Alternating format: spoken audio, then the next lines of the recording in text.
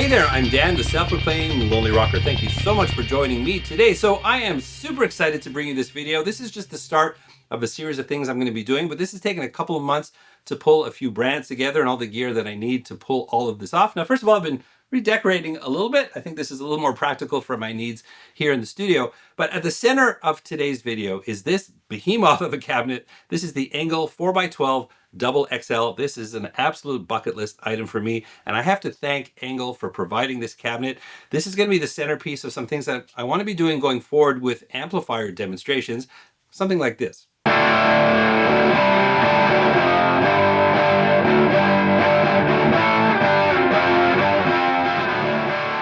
Yes, I want to try to bring my room to you. I obviously can't bring all of you into the room, and I'll tell you, there's no substitute for sitting in front of a massive cabinet like this with a 100-watt amp just blazing through it. But I want to do my best to capture this experience just to give you another perspective. Now, to do that, we also need to mic everything up. And thanks to Sennheiser, who have also provided some amazing gear for this new setup. We've got some great microphones here. Now, the MD421 has been a staple in studios for many, many years. And Sennheiser recently introduced their MD421 Kompakt, so we've got that here. The E906 is actually a Sennheiser mic that I've had in my inventory for quite some time, so that's going to be our main dynamic microphone. And to capture the room, this is where it gets exciting, is I have a stereo pair of MKH 8020s. Those are condenser microphones, very detailed microphones set up for stereo recording. Those are there to capture the room. So I want to create sort of a bigger picture. I'll still do tones in a mix and things like that when I do my reviews, but I think this will open it up a little bit to give you a better perspective of what this all sounds like. And I'm going to probably bring back some amps that I've already reviewed, especially the TM50 from Evo here. This is a glorious amp. I should also thank Tube Workshop. They recently sent over their Lulis. This is going to get a full demonstration, which will include this setup, as is the Wangs HD30. That's their SLO circuit.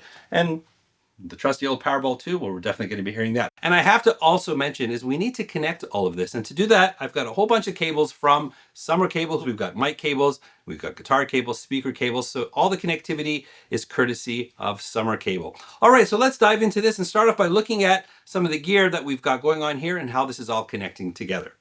All right, so the big story here is this ENGL 4x12 XXL. This is an oversized cabinet. It's all birch construction, and I can tell you this thing firsthand is 126 pounds. Now, getting it in here was kind of fun, but now that it's here, it has these industrial casters, and I have a hardwood floor, so this thing just glides around. It has all sorts of uses. It's a really nice tabletop. Certainly very functional here in the studio. But it is a 4x12, and you've got 4 Celestion V30s here. Now, what's interesting about this cabinet, if you think in terms of a standard stack, you've got a straight cab, you have a slant cab. Well, this is kind of a hybrid because the speakers on the top are mounted on a bit of an angle. They're angled back a little bit. And that means in a live setting, that affects the dispersion of sound. But in a recording setting, it's a little bit of a different thing because we're not really worried about how all 4 speakers sound, because typically we're picking off 1, maybe 2 speakers, as I am in this case. And because we have this grill here, we can only get as close to the speaker unless we choose to remove the grill. So the proximity effect comes into play because a microphone up against the grill on a top speaker is going to be a little bit further away than a microphone on the bottom. Now, I'm choosing to use the Sennheiser MD421 Kompakt. This is their new smaller version of their famous MD421. The only difference is that adjustment ring has been removed. It's the exact same capsule, and I believe it's tuned to be an instrument microphone, so it's perfect for a situation like this, and the fact that it's a lot smaller, it's easier to work with. And I have it set up on the top speaker, so again, it's going to be a little bit further away than the other microphone, and I have it placed right in the center between the edge and the center of the speaker. Now, the closer you get to the edge, you're going to get warmer tones, and it's going to get brighter as you get closer to the middle. So I'm right in between there, hoping to catch maybe a little bit more bottom end. So down below, we have the E906, also from Sennheiser. This falls in that category of just standard issue dynamic microphones that are just made for guitar cabinets. I like the form factor of this one because it's flat. It sits nicely up against the grill. Now I have this one positioned very close to the middle, right on that seam between the dust cap and the cone of the speaker, right on the edge there. In that position, it'll capture a little bit more top end. So between the two, we can get a nice blend. Now, depending on the amplifier that I choose, I would hunt around for the ultimate sweet spot. For this test, we're going to keep it pretty standard, same placement for all of the amplifiers. And then the other 2 microphones are sitting at the back of the room, so let's check those 2 out. All right, so over here, I'm about 12 feet away from the cabinet. I've got these MKH 8020s. This is a really special set of microphones, and I really want to thank Sennheiser for sending these over. I was not expecting that, but these are very, very detailed microphones. They are condenser microphones, so they require phantom power. And these microphones are designed for a number of different things, but for instruments that have quite a wide range. Think of things like a piano.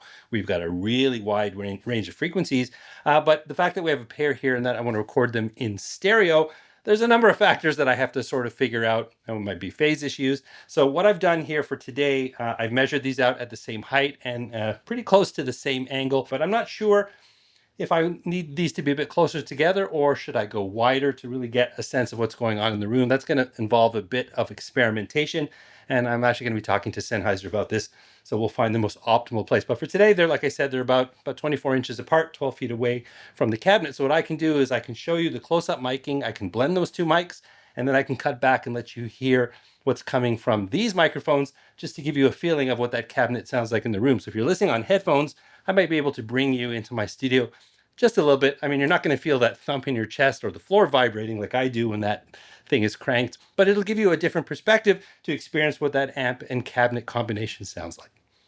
All right, so let's get into the tone. So what I'm going to do is I'm going to show you which mic is recording at which time, and then I'm going to do a blend between the two mics here on the cabinet. Then I'm going to cut to the back of the room and you're going to hear the stereo pair of MKH 8020s. Now, those are not meant as a comparison for the close-up miking.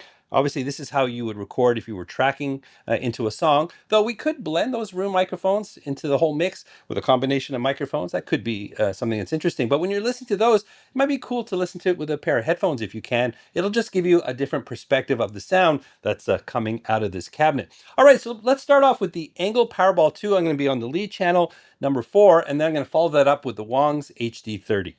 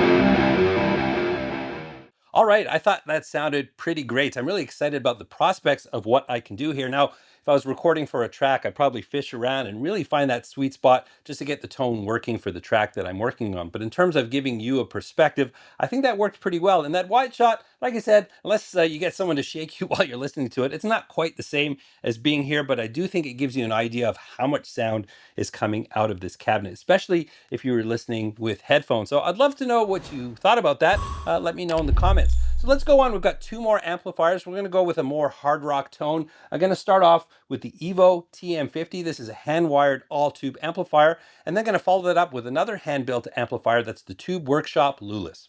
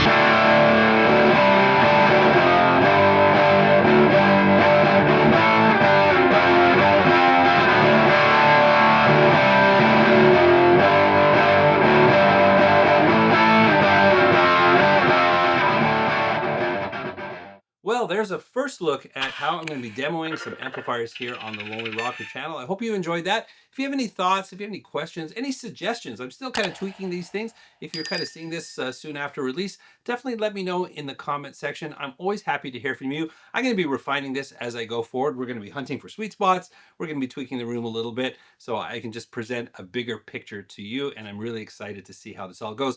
I have some huge thank yous, like really huge. ENGL, you're super awesome. I really appreciate that for sending this glorious cabinet here. Going to get a lot of good use out of it and be happy to share this with anyone who wants to check it out. Sennheiser, another legendary company who makes some of the best microphones in the world. I really appreciate sending all these great microphones. That's going to really bring this experience to you, the viewer. And the unsung hero, Sommer Cable, for providing all of the connectivity here. Thank you to you guys as well. You're super awesome. I'm going to put links in the description to all the companies if you want to check out, see what they have to offer. I do have some affiliate links for some things. If you want to help out the channel, I really appreciate that. That's down in the description. But if you did enjoy this video, please don't forget to like, subscribe, and ring that bell. And while you're down there, as I mentioned, actually this TM50, which I am planning on bringing back, I already did a full demo on this, and it's definitely worth checking out. I'm going to pop that right here. And remember, you don't need a band to rock and roll. I'll catch you in the next one.